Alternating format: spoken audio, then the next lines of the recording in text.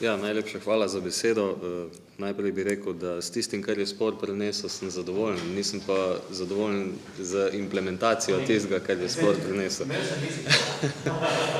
Tako da veliko tistih idej, ki je nastalo v procesu strateškega pregleda obrambnega resorja pred 4 leti, je moralo čakati kar nekaj časa, da je zaživelo v praksi, in jaz sem prav zadovoljen, da je tudi ta vaja nekatere od teh stvari dokazala kot pravilne in zelo uporabne.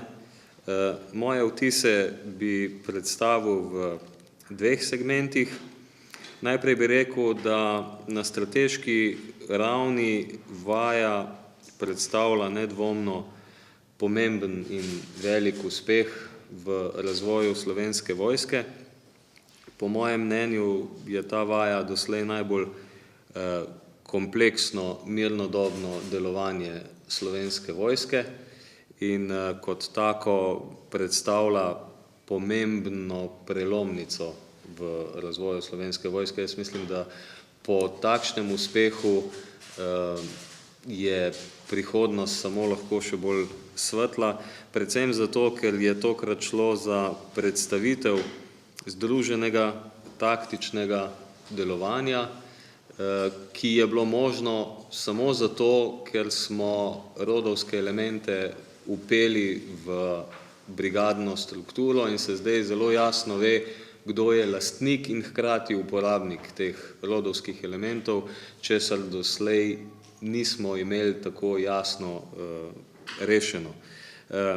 Zelo pomembno je z mojega zornega kota kot Polada izpostaviti tudi večnacionalnost vsega tega dogajanja in pa v kontekstu tistega, kar je bilo izhodiščno vprašanje, da se je ta vaja zgodila tako kmalu po preoblikovanju, kar je seveda bil poseben izziv, vsi ste danes na to opozorili, in je hkrati to tudi velik uspeh, da je bilo možno ob tem kolažu različnih vojaških kolektivov, ki so nastali po preoblikovanju, to vajo izpeljati tako uspešno in brez težav.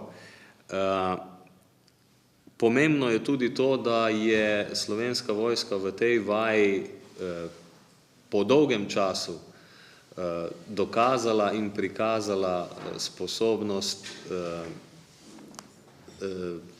zelo aktivnega in konstruktivnega sodelovanja s civilnim okoljem, predvsem v širši primorski regiji, in tisto, kar je pomembno tudi v kontekstu preoblikovanja, dokazala je, da je tako, kot je oblikovana, sposobna učinkovito obvladovati polovico Slovenije.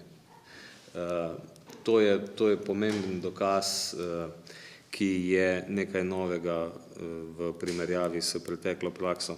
Zdaj, v drugem delu bi pa rad seveda izpostavil tudi nekatere pomanjkljivosti, ki sem jih opazil. Te pomanjkljivosti so bolj na taktični ravni, če sem prej govoril bolj o tej strateški dimenziji vaje, pa potem še nekaj teh taktičnih vtisov.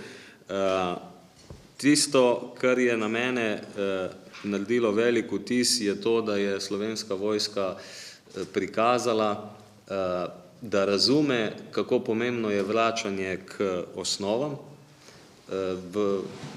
Ob tem, ko govorimo o osnovah, mislim predvsem na bojevanje.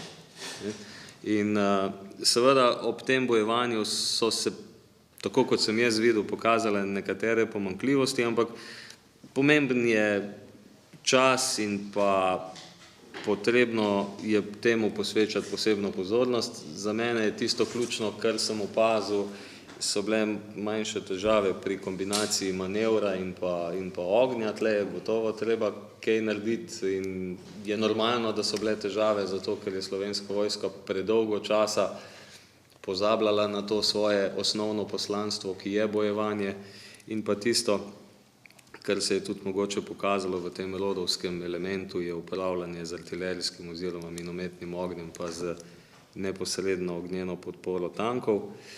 Če gremo pa še malo širše, predvsem na področju komuniciranja in pa sodelovanja s civilnim okoljem je še kar nekaj priložnosti in možnosti za nadaljni razvoj, pa ne samo na strani Slovenske vojske, ampak tudi civilnega okolja. Jaz mislim, da osnovni temelji so zdravi, je pa to potrebno stalno in pa aktivno nadgrajevati. S tem bi končal. Hvala.